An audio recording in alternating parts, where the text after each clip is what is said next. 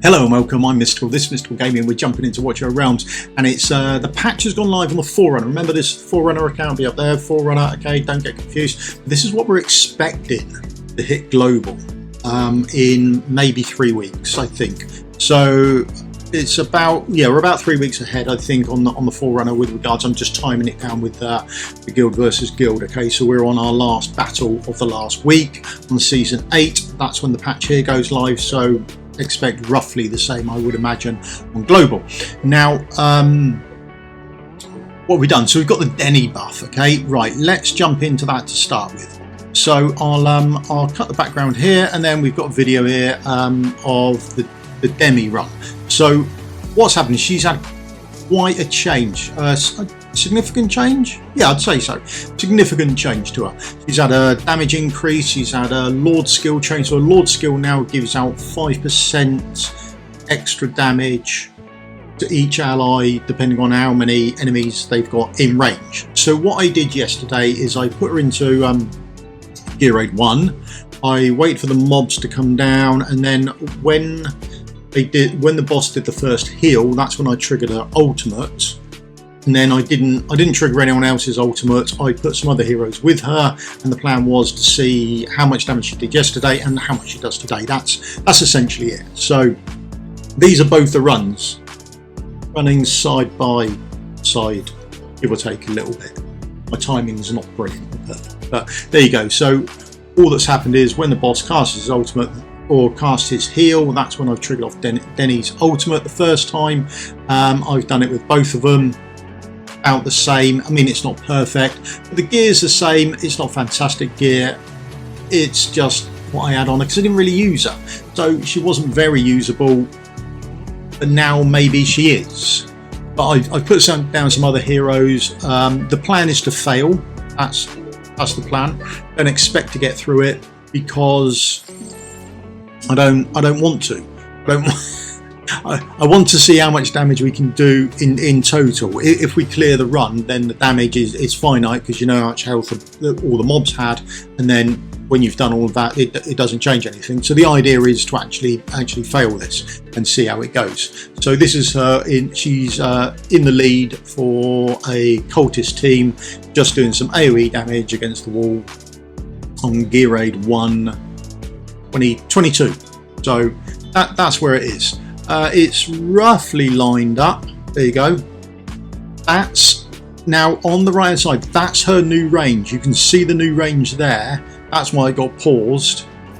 Hope you caught it in time. So her range goes out now to that higher chan range. Okay, so that A1. Remember, it's only when she's got a full, I want to say 5 stacks of the waltz on. So her passive gives up 5 stacks. She gets penetration for each enemy she's hitting during the ultimate, and when she's hit, I think it's 5 enemies, or she gets 5 stacks, so that's 25% penetration. Then the range is increased. Okay, so that's the range, but that's her A1 skill now. Okay, so I can't undo the A1 on her.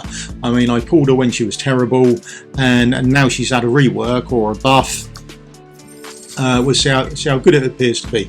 So that's part and parcel of it, really. The range increases the A1 side of it, but the extra damage that she's dishing out and the penetration, that's just going straight on as she's a Lord. Okay, so you haven't got to have her down on the field for that Lord skill to take effect. You could have her running as the Lord and not have her down, but that Lord skill there, where she used to give, I think it was 5% damage for a period of time, wasn't it, or something like that. I forget the old Lord skill, or the Lord skill that's still on global. This new one is for anyone in range up to 35%, I think it is. So I mean, that's a significant increase. And if you have a look at the wall, this is yesterday's, so the wall is pretty much done. Whereas today's run, where they're just doing the same thing, not even close. There is a substantial difference in the amount of DPS they're knocking out today to keep the mobs at bay, to keep the wall going, because there will be an increase in damage. Because if this one ends shortly, which it's going to, because they're almost through the wall, then that's the end of my DPS. That's the end of the damage I can actually do. The one today, addition out more DPS, that wall is much stronger, so it's going to be a lot longer before we finish up, and therefore we've got a longer period of time to actually do damage on them. But as you can see, yes, I've got pod on, but I had pod on yesterday as well. It's not a glitch. That isn't changing anything. I had it on yesterday, so I've kept it on today just to keep everything the same. It's not the most scientific of tests, but I just wanted to have a quick look at to see how much better she is, because her damage yesterday was shocking. I don't think she's got the greatest gear on, but it just wasn't essentially fantastic for her. There you go. So pretty much done now. What we get? We'll get another ultimate out of her, won't we? There. Whether we get another ultimate after that, she's timed the ultimate remarkably well. Whether you could use her, I don't know whether you could get enough rage regen on her, because she's not attacking when she's invisible, so it's getting round to that ultimate was going to be your issue. But once that ultimate's down, she's doing that anti-heal for you for a good 18 seconds. There's the ultimate goes on for. So her ultimate goes on for longer than it did before. So there we go. That's the run over with there. Have a quick look, bring up the damage, and then I'll bring up the damage from yesterday as well. There's the damage from yesterday, and there's the damage from today above. I mean, just her damage is massively better, but that buff she's given is a good increase as well. The next thing up is the Guild Wars. So if you come into your Guild Wars thing here, just above here, we've now got Sandbox instead of where it would say training. Once you've completed your training, you can now take it into Sandbox. Absolutely fantastic. So there's a couple of things. You're given a central keep. So I've got no one in that central keep. And then I've put some teams into the tower. Now, when I go to solo practice, the team in the keep is my Guild Wars team. I'm not actually in the keep, but always make sure that you put a keep team up. I know lots of people don't, but you should, because then if your guild needs to move you about or want to, then they can. Okay, help your guild leaders out, put someone in the central keep. Right, and then I have put someone in here, and my sandbox team appear here. So the bit at the bottom does say that in solo practice mode, you can face off against your own teams. The defense team is your sandbox team by default. If no team is configured, then it is your Guild Wars team. The only thing I have about this is, so you can go in and edit your team. So if I go in and edit this, I can choose who I want to deploy, and then if I can't have no one deployed, which is a shame, because I then can't go back and then fight whoever I want. So I can't go back in and fight my actual Guild Wars team. So when you've put someone in to your sandbox, you can't undo that. I presume you can undo it the next season, but you can't undo whatever you've got in there to start with. So that's maybe a little shame. I think it's a bit of a blow. I'd like to be able to either remove everyone and go to my guild team, my Guild Wars team. I don't think it would have been that hard to do. I don't know. It's fine. I mean, absolutely brilliant. Let's not get away from the fact that this is awesome, and there's going to be a lot of testing that people do about different artifacts and teams and where to put people, and they're going to practice running the bombs and all that sort of. Absolutely fantastic. Really is good. Really good way to check. The only issue is you can't sort of go back and then put in your Guild Wars team, which, I mean, you can put them in manually, but it would have been nice if you could just have an option of remove team, edit, and then in here remove everyone, or just select your Guild Wars team. But other than that, it's absolutely fantastic. Okay, there we go. That is the sandbox. The other thing about the sandbox as well, sorry, let's jump in here. You've got player face-off, so you'll have everyone in your guild. Guild members tab, we're all guild members. The friends tab only show friends who allow face-off, so only your friends who have got face-off selected will be there. If they've got it not selected, then they won't make it to that list. And the other thing here is your settings here for enable friendly face-off, enable guild friendly face-off. So I adjust there as well. So it's all in one place. Really nice. Absolutely love it. I think I'm going to be spending a lot of time in there, and I think I might do Who knows, might do some Guild War stuff. I am not the lover of it. Maybe this will change me. Right, the next thing that's changed is the auto save. So I'm just going to pick up an artifact material robe. We're going to try stage 9 because you should be able to smash that. We've picked up our one fighter, and she should be able to clear this straight away for us. And then we'll remove all the gear and we'll go for an auto fight as well and see what happens. Theoretically, it should all be fine. So we've given her an artifact, we've given her lots of gear, expect to smash this. Hopefully the artifact will trigger, so we've taken up a wailing skull, so we'll be able to see the artifact triggering and see the additional little creature as well, so that's handy. There we go, there's the artifact gone off, there we go, brilliant. And the boss is now dead. Fantastic. So that all works brilliantly there with regards to that. So there we go. Right, that's all done. Unfortunately, it does cost stamina to do that, which is a bit of a blow. Now, when we have a look, we can just remove all our gear. So if we go into a fight and then select our hero, we can get all the gear off, we can equip, artifact, unequip. And then now if we go into a fight and hit auto, so stage 9, auto fight, we'll take that off so we can actually see it, and then when we go into the fight it should all still work for us. So hopefully we'll get to see the artifact go on even though she hasn't got one fitted anymore. Boss coming down, 3.5 times speed, there we go, smashing it, artifact goes on. Brilliant. So that's good news, and that's happening all over the place. Okay, now one of the places it doesn't happen obviously at the moment is gear dungeon. Okay? However, they have made a change with regards to the gear dungeon. Now, one of the issues I normally have with my gear dungeon is Valk. I'll either change her kit or something will change or timings will be slightly out and she doesn't have a shield, and it turns into a bit of a nightmare for me on a monthly basis. I sort of have to go back in and tweak everything, but then that means I've actually got to redo the run in its entirety. But now they've changed this. So we can now stop an auto battle, then do a manual bit, so you can watch to see where your run ends or what goes wrong with your run. You can then watch it on the auto battle, stop the auto battle just before the part that goes wrong, and then you can change it, okay? And then it will still auto save for you as well, or you can then save it and then run your new version as an auto battle, which is just absolutely fantastic.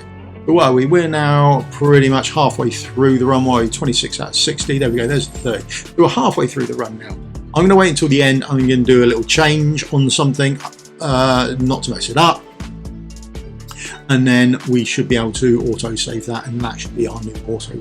So absolutely fantastic little change being able to come out of this. Or on the assumption that it goes wrong for you towards the end of your auto run. If it goes wrong at the beginning, it's still going to have a mess. There we go. So I'm going to put Denny down and then trigger off everyone's ultimates. There we go. Trigger off Valk's ultimate. There we are. That's all that done. And then, but it's changed. So normally it would not allow you to, or on the global, to the best of my knowledge, it doesn't allow you to do this. There we go, that's stopped. It allows you to do this bit. It's the saving or making up of the auto run afterwards that it doesn't do. There's your victory, there's it all cleared. Now we can go over and click OK, and that is uploaded. It's our new run. Okay, that's a brilliant change, absolutely fantastic. Right, other things that have changed, gearing. So if we now sell some gear, let's sell some random bits of crit rate, and then we want some other bits that are just normally going to be sold. If we just select some stuff, oh, I need to sort this out. The easier it gets to sort gear out, the lazier I become. If I sell this, I now get this little message come up, absolutely brilliant. There we are. We can now see how many bits we're selling and how many are ancient. Okay, so I think that's it's a nice little add-on there. We can see, we already know we get those rewards from selling ancient stuff. We get a few more materials back to help us upgrade and create some ancient stuff anyway. So that's been added in as well. I think that's absolutely fantastic. There we are. And then artifacts. So now when we sell artifacts, we get the same thing. I'm going to sell an artifact now. You're about to sell one artifact, including one exclusive. So when we sell exclusives, up until today, we just got 100 mithril. Although if you've already sold some, I haven't. I saved mine just in case it didn't happen. I remember when they did this to the ancients, you got a mail come through and it contained a chest with all the bits of gear you had sold, or the additional rewards for the gear you've sold. Now apparently that's happening if you've already sold exclusives, so don't think that you're going to miss out. You should have a mailbox. I didn't sell any, I just held on. So when you sell an exclusive artifact, you then get some rewards. The only thing is, this little, where is it? This little icon here, the search icon, doesn't actually come up beforehand, it comes up at the end. So that's a bit of a shame. So 40 gleaming meteorites, you get, that's your money back, isn't it, for an artifact, along with your 100 mithril. So actually you're 100 mithril to the good, to be honest, and then you get to re-roll one artifact. The odds on you getting another exclusive are pretty slim, but theoretically you could just use it as a mithril farm if you kept rolling exclusives. The odds on that are really slim, so don't try it. That's not a super hint or anything like that, okay? But there we go, you've got 100. There we are there. I'll just get me out of the way again. That's the odds on what you can see. Now I did one on stream and I got 1 shard. Whether you can get more shards or not, I don't know, but there you go. You will either get gleaming meteorites or shards. So I got a shard on when we done on stream. I got 40 here, so there we go. That's realistically what you can get from everything. Okay. Other changes. Now they've also changed up the boss here. So this is the new loot table or chest rewards. So we can see that we're getting our new meteorite fragments. They're up there. That's good news. Now it does say that the mythic chest is going to have, the drop rate for it is going to be reduced. Now whether that's because it had a, what was it, 1 in 5 chance of dropping, assuming all things are equal, I have no knowledge on that, know whether they are, and it's now a 1 in 7 chance because they've added 2 more items into that group of mythics. I don't know, or whether they've just reduced it or not, I don't know. So there we go. Apparently the chance when you get mythic gear is now reduced, or the mythic gear chest is now reduced, but you do get your gleaming meteorite, or you get your meteorite fragments for the platform and the ground base units more often, or they're in there as well, so to speak, as opposed to more. The other thing is it's put in variant gear, but the variant gear is now just down at 35k blood. So if you get 35k blood or not, you have a chance of getting the posh gear, although it's the poorer version of it though, isn't it? It's the epic version, not the legendary version of it. So there you go, make of that what you will. The other thing that's changed is they have removed lower drop rate items as well. If we scroll down and have a look, the drop rate items have now been removed. This is everything you get at the bottom of the chest. They have removed the 4-star psychic power, and they have removed the coins that you used to get for when you dismiss your epics. Okay? So they've removed those too. I think they could have gone further. Yeah, they could have gone a lot further. I would have 30 energy, gold. There's a lot there I would have been happy to see go. There's some in the legendary stuff I'd have seen go as well, but there you are. Is the bottom chest enough of a change to make you try and go for this, as opposed to doing the top chest and getting double rewards on the top chest on Night Nether? That's realistically the question. Arguably not. I don't know. That's down to you and your guild. See how you go with that. Okay, right. I think that's all the major stuff from the patch. I think. Let's have a quick look at the patch notes. Hero Denny, she's had that change. She's ramped up her DPS. That's nice. Druid basic attack, yes. Beatrix, yes. Guild Wars, can't look at the new maps yet, but we've had a look at the sandbox. The end of the Gauntlet, don't worry about that. Immortal Codex Saber, we've tested it. I've only tested it on Artifact Material Raid. I assume the rest have now been saved. Auto fights can now do takeovers. That's nice. We've tested that and had a little go. We've had a look at the drop rates within the Drake's Chasms. Gear selling we've looked at. Artifact selling we've looked at. Everything would be available in your mailbox if you've already sold them, and removed purchase limit for monthly cards. So if that's the thing you do, there's not a limit on the monthly card. Okay, right, that's everything from the patch. There you are. Let us know what you think. You're looking forward to it. I think it's brilliant. I don't think there's any game changing in there. I don't think Denny's broken. I think she's been brought up on up to par now. I think she's solid. I don't think you should look at her and go, oh no, oh, but that still leaves some that should be built up. Maybe, who knows, next patch Forerunner, yeah. We'll see, but there we go. That's the patch notes in a nutshell. Expect it about 3 weeks on global. Let us know what you're looking forward to, what you're not looking forward to, what you think is good or bad or indifferent. Thanks very much for your time. If you could do the old thumbs up, like, subscribe, help me out massively, and I'll see you in a video again soon. Cheers for your time.